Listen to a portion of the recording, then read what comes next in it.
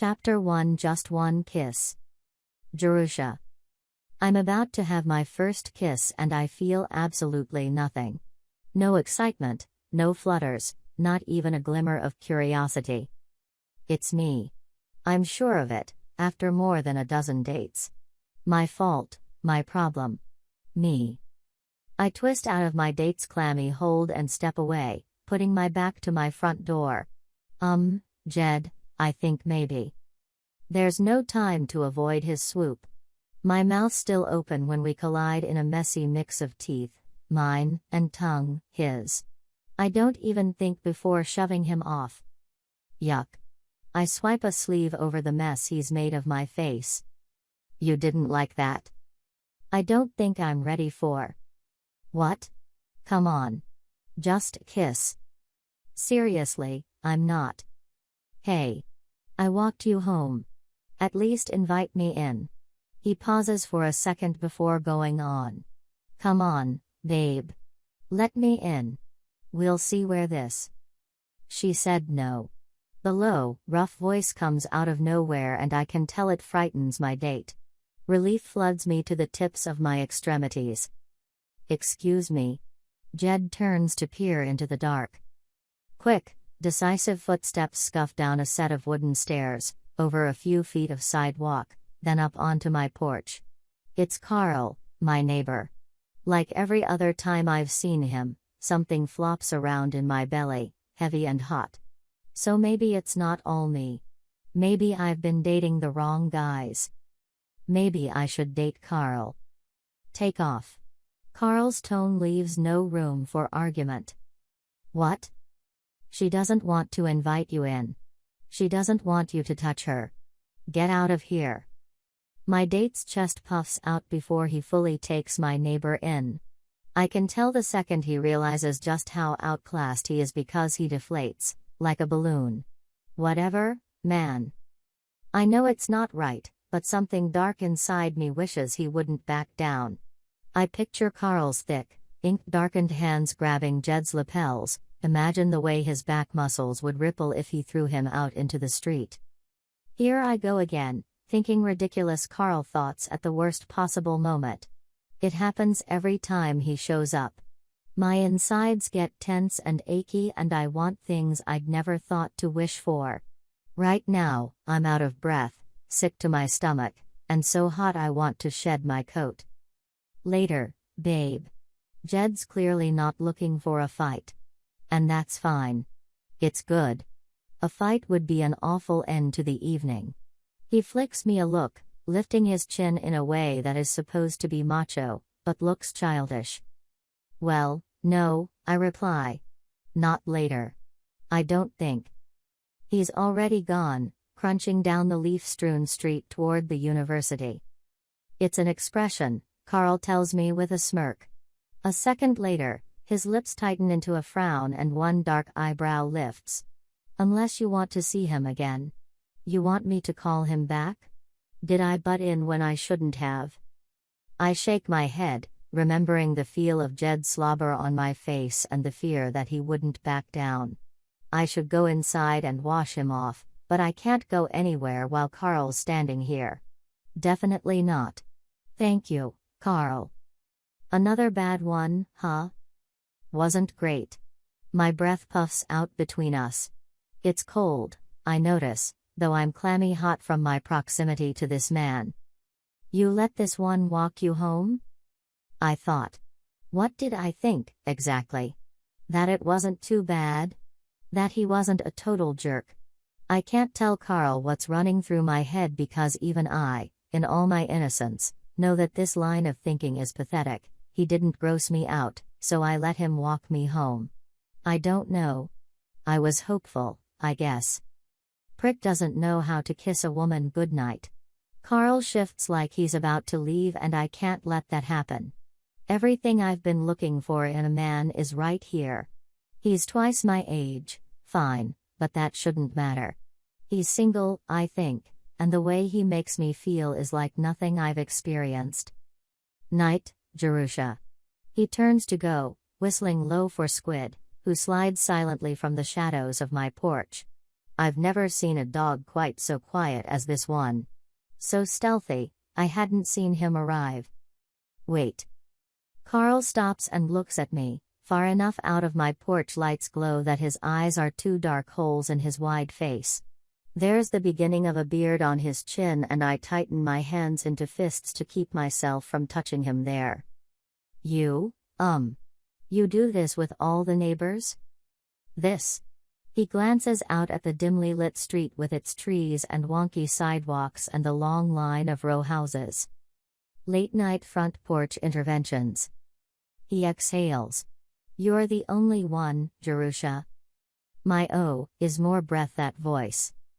Balanced on the edge of the top porch step, Carl stands like he's aching to leave, fingers agitated, body vibrating with pent-up energy. What would it be like to see him let it all out, instead of holding it in? Colossal, I imagine. Explosive. How should he have done it? I address his antsy silhouette, courageous now that his face is entirely in shadow. He goes very still, head tilted at a curious angle. Done it. Kissed me goodnight. Not like that. But how? Even in the dark, I can't keep my eyes from Carl's lips.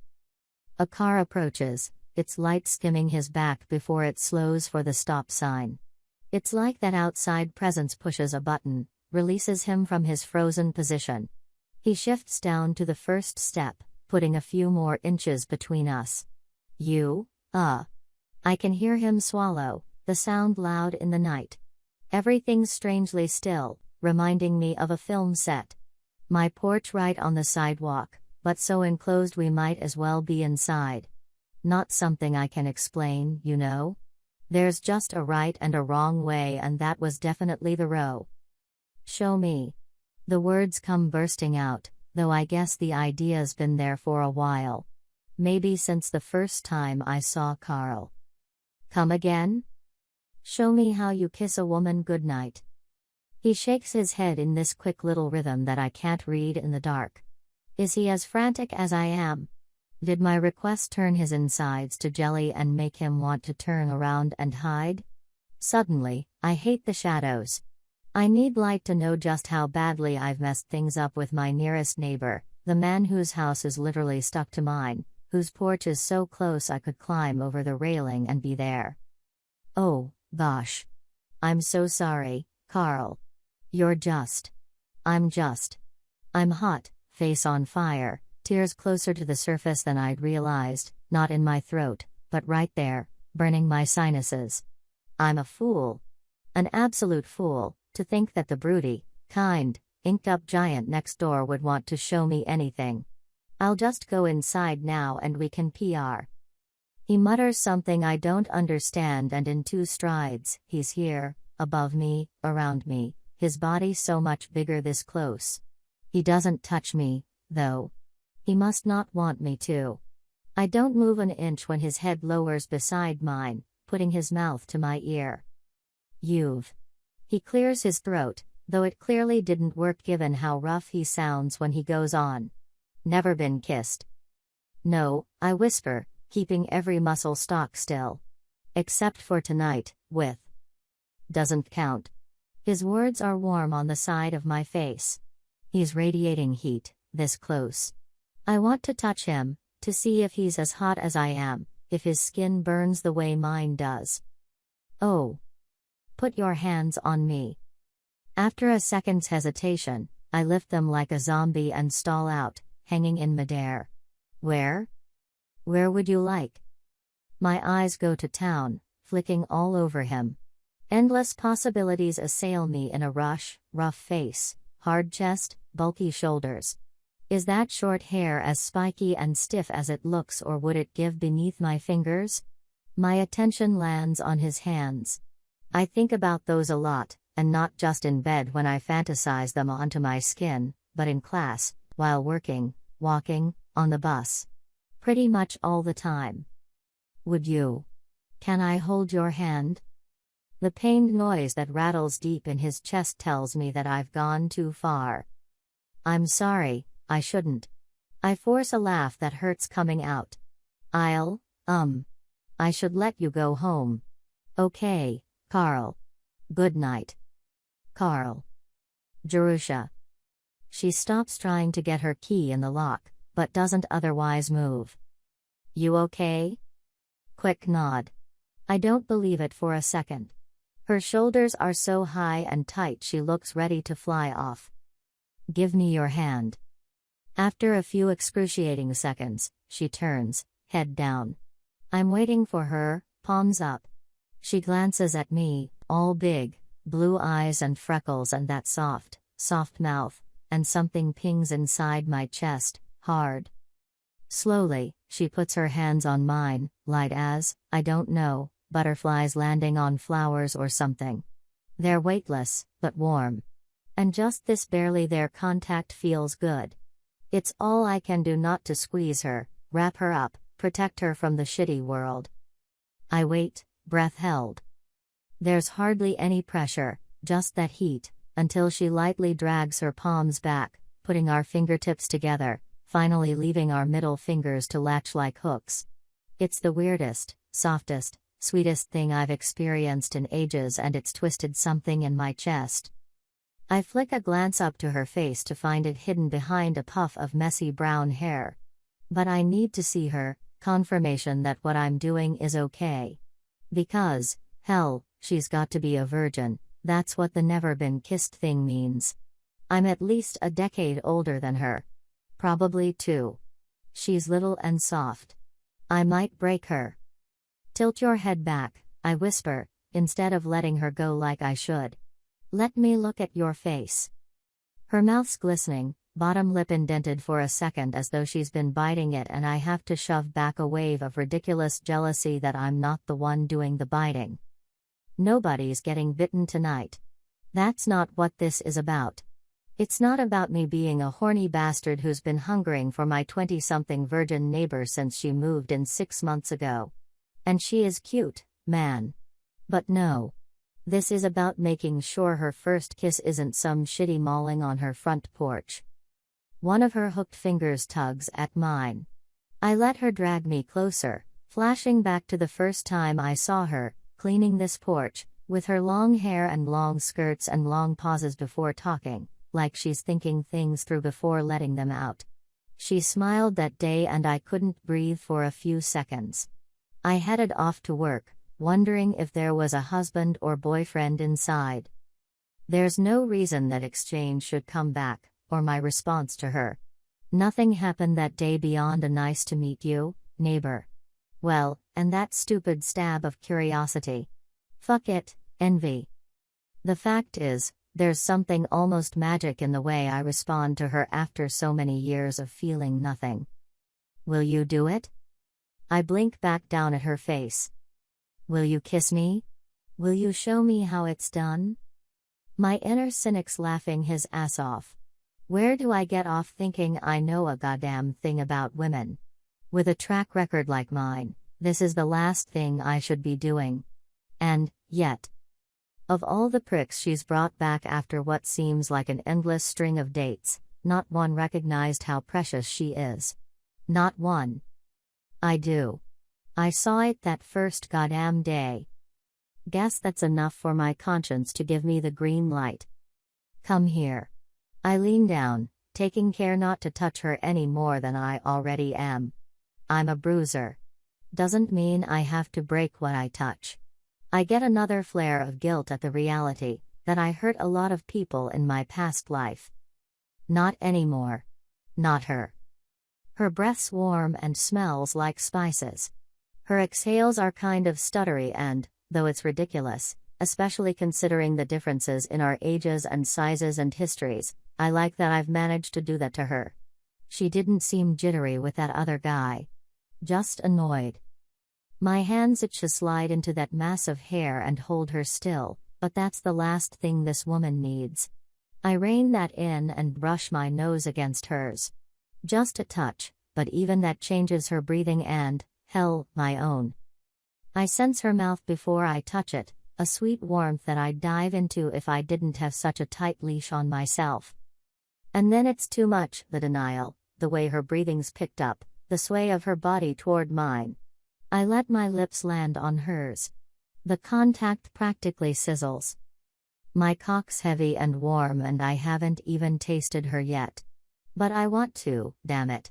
I'd gladly trade a week's worth of food for a chance to get to know every inch of her skin. Her head tilts, her plush mouth opens, her little tongue touches my lip and I'm gone. Fuck me, I'm lost. Jerusha. This is nothing like that other kiss, which wasn't a kiss. Not even in the same realm. Funny how I know that now, after less than a second with Carl. And it's not just what he's doing that's different, it's him.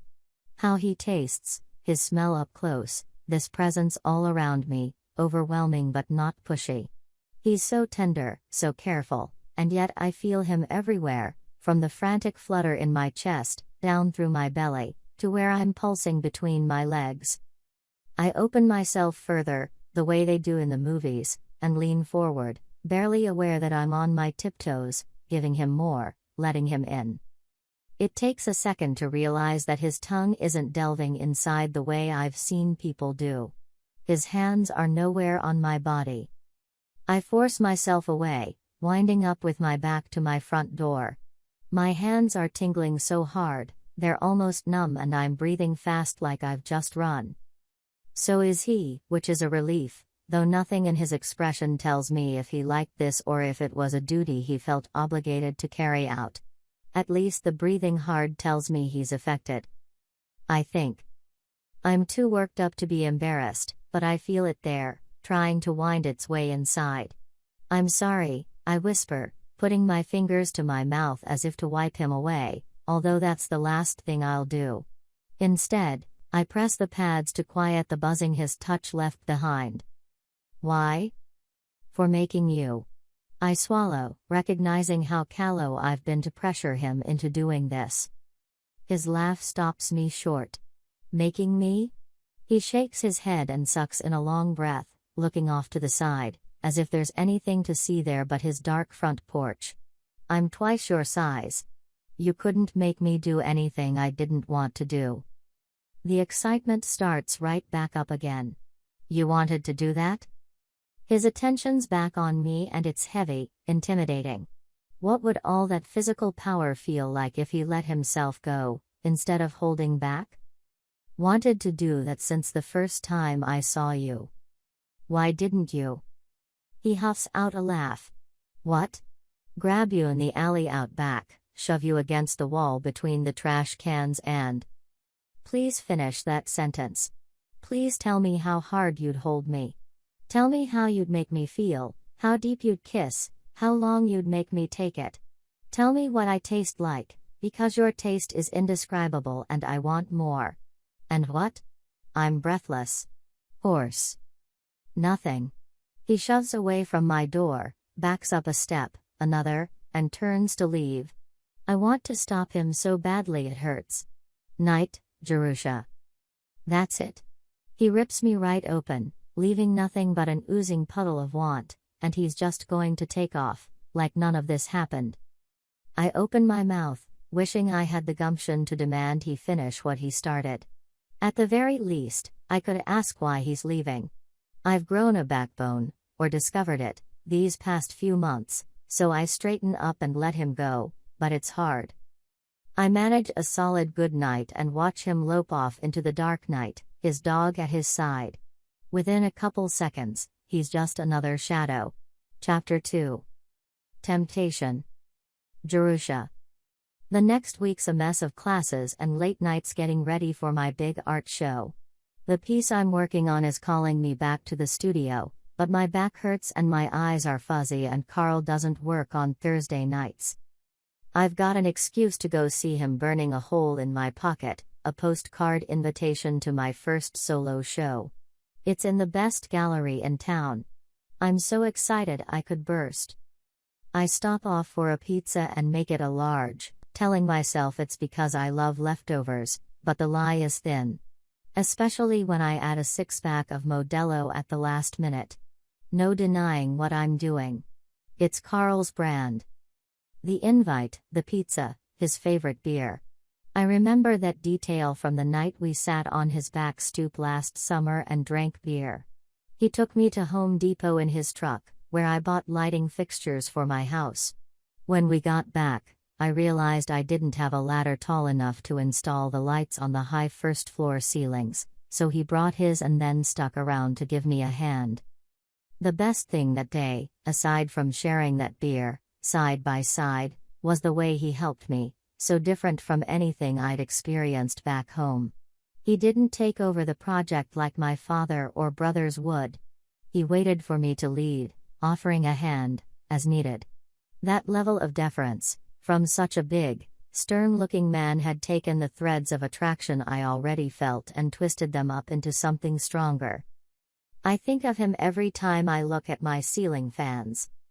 I practically skip the last couple blocks home now, excited at the prospect that I might see him and tell him my good news.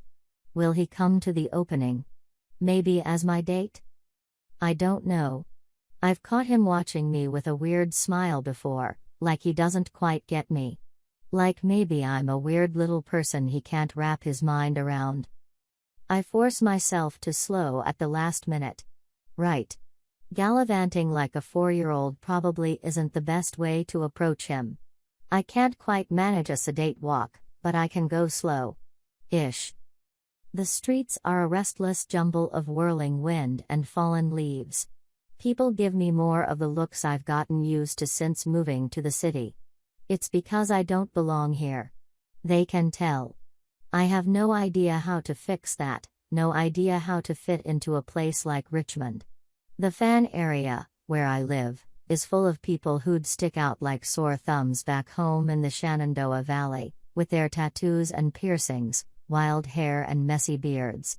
Here, I'm the odd woman out. There's his house, lit up. My heart does a little dance in my rib cage and, for a distracted few seconds, I wonder what that dance would look like in wool. I'd have to build a cavern out of a thicker weave for the rib cage, make puffs for my lungs, figure out exactly what a heart looks like and then somehow create excitement in the mix. Visually, it's a challenge I can't wait to take up. But not right now. Right now, I'm slowing to a snail's crawl, hoping he's on his porch so I don't actually have to go up to his door and knock. No luck. The light's on and the porch is empty, except for his beautiful swing and the chair I admire every time I walk by. Especially if he's sitting in it. Just that thought makes me blush. When he's seated, his thighs look thicker than when he stands, the muscles meatier, his haunches so solid, I swear nothing can break him. And I'm fantasizing, again. A shadow appears at his window, startling me. Instead of heading home as I'd planned, I do it. I go up his steps, pull open the screen door and, before I can talk myself out of it, drop the massive knocker twice. I'd do once, but he might think it's a mistake, though that idea's preposterous, given how heavy the thing is. Not like the wind could accidentally set it to knocking and, oh Lord, I should just go, because I'm a jittery mess. I won't be able to shut up once he opens that door. Surely I'll say something I regret. I'm about to let the screen go and rush away to hide at home when the door swings open. He's so big, he blocks out almost all the light from inside, though it spills out around his head. Immediately, Squid appears beside him. He woofs, nudges my leg, and goes in after I've given him a little scratch behind the ears. Jerusha. Is that a happy voice or an annoyed voice? Impossible to tell with this man. I swallow, wishing I'd thought to drink a beer before coming over. At least I'd be calmer right now. Hi. Hi, he replies after a few seconds. Oh, I got pizza and... Don't tell him about the beer.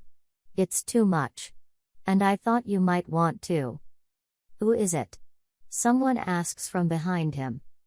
After an inordinately long hesitation, he cants his body to one side, giving me a clear view of the beautiful young woman behind him.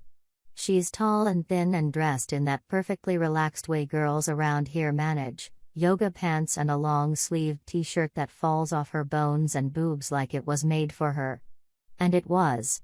Her hair's that thick, straight kind that creates a perfectly neat/messy fall from the casual updo she's clearly got, just for the convenience, not because she's spent hours trying to look like everyone else.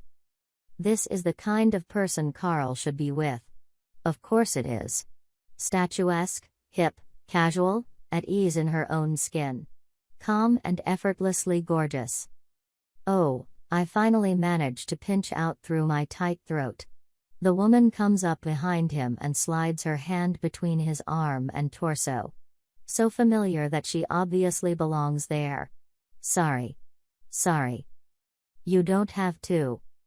No. I put up a mittened hand, feeling like an absolute fool. Childish clothes, Sesame Street hues, hair that's never met a brush it couldn't destroy. I'm nowhere near this man's league. To think I thought that I could be is ridiculous. Laughable. I force a smile, which has to look painful, but I can't help that. It does hurt. More than it should. You have company. I wouldn't. I couldn't. I shouldn't. Oh God, shut up. Shut up. Thanks. Bye. I spin to leave and then spin back, nearly colliding with him. Here, this is. I'm happy to. Don't say inform you. Don't say it. I thought maybe you'd. No. Stop talking. Art show. Please come. I shove the invitation at him and take off. I have no idea how I navigate his steps with my throat in my stomach, much less mine and then my door, with its sticky lock. It doesn't matter that I've had to smash the pizza to do it. I don't have much appetite left anyway. Fool. I'm a fool. You'll never fit in, Papa always told me. He was right. I'll never make it. Never survive. He'd gloat if he saw me right now. I'd been so proud that I'd not only survived these past months, but managed to thrive in a society that's entirely alien to me. The show, the gallery. Those are a big deal, milestones I'm proud of, but when it comes to this stuff, the social stuff, I've got no idea what I'm doing. Foolish fool. I throw my coat at the hook, uncaring that it slides to the floor, drop the pizza beside it, and lean back against the door. No wonder he left the other night. No wonder he's avoided me since. And here I cancelled the date I'd set up because I drop my heated face into my still mittened hands. Fool. I feel his footsteps before I hear them. They're heavy on my porch, but silent. The screen door makes its usual creak. When seconds go by without him knocking, I let my hands drop. What is he doing? Is that his breathing on the other side? It's loud, like he's sighed, maybe. Or is talking to himself. I almost laugh. Wouldn't that be hilarious, him muttering on one side, me on the other? Another sigh, loud enough this time for me to hear it perfectly. Jerusha. Are you okay? I open my mouth and close it, feeling utterly trapped back here. Caught in emotions that have no place existing. He doesn't want me. It's over. Okay. As decisively as I can, I nod once. Carl? I ask, as if we weren't both just stewing in pseudo-silence on either side of a scarred slab of wood. As if I have no idea who could possibly be there. Well, hello there.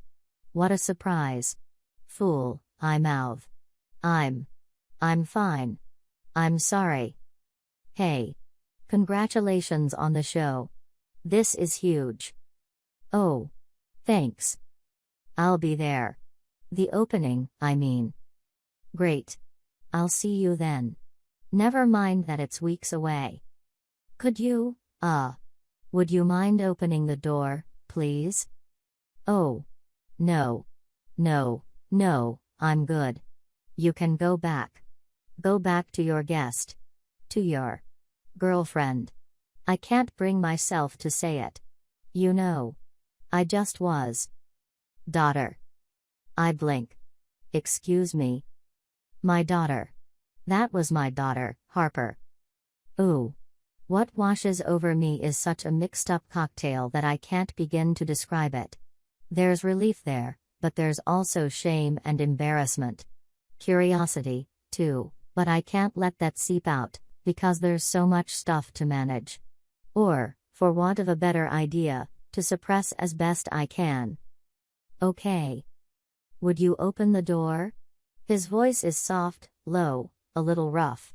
With emotion, like me? Or with laughter, at how ridiculous I've been? And even that thought's unfair, because, from the moment I first met him, Carl has been nothing but kindness. Never mean, never angry, aside from the other night on my porch. In fact, his interaction with Jed is the only time I've seen him be anything but amiable. I turn the knob and step back as the door swings in. It's dark in here, which I guess is weird, now that I think about it. He must have guessed that I was on the other side of the door. I shut my eyes for a mortified 3 seconds before turning on the lamp. Hey. His eyes search mine, drop to scan my body, as if looking for injuries, then land on the pizza box, the coat, the six-pack. He fiddles with something on the outside of the door. The jingling of my keys sends my humiliation into overdrive. Here. I don't move when he holds them out to me, so he sets them in their place on my side table. Might wanna hide those, instead of leaving them right there. Sure. I'm nodding, unsure if I can stop. Okay. We don't worry much about keys where I'm from. I'm not sure Papa even has keys to the house's front door. If he does, they haven't been used in years. The lock probably won't even turn. Can we talk for a second? He's holding my postcard and suddenly I feel silly. I'm already shaking my head, making a face. Oh. No. No, we don't need to talk. I think we do. Carl. You okay? I'm fine. Her smile's about as fake as they come. You can go back too. She flaps her mittened hands and I just want to grab them, hold them. Hold her.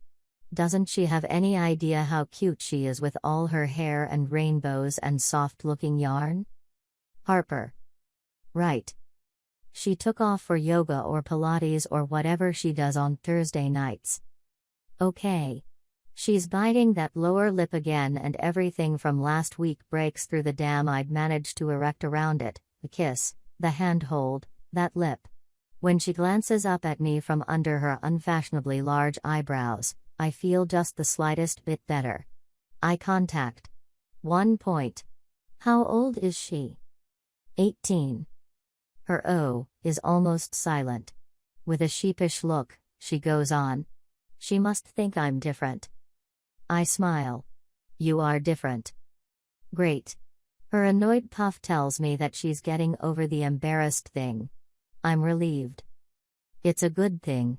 It's tough to form the right words, partly because I'm not sure what I want to say to her. Despite insisting, I don't really want to talk. If we could move on without acknowledging that this happened, I'd be good as gold. But that's the old Carl talking.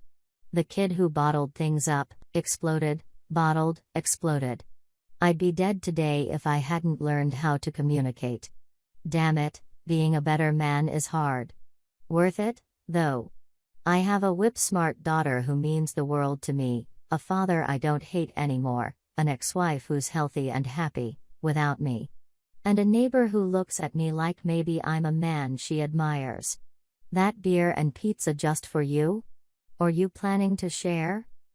Her smile smacks into me like a goddamn wave and part of me's proud. Like I earned that look. Like I put it there. I bend for the box, hand it to her, and grab the six-pack.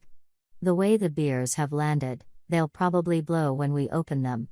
I follow her down the long, wide hall that's the mirror image of mine, to the kitchen at the far end, waiting for her to turn on lights as she goes. Curiosity has me craning my neck to see the living room and dining room and the spaces beyond. They look almost empty, aside from rugs and cushions and big, funky tapestries on the walls. Everything's colorful and huge. And it smells good. grassy and fresh.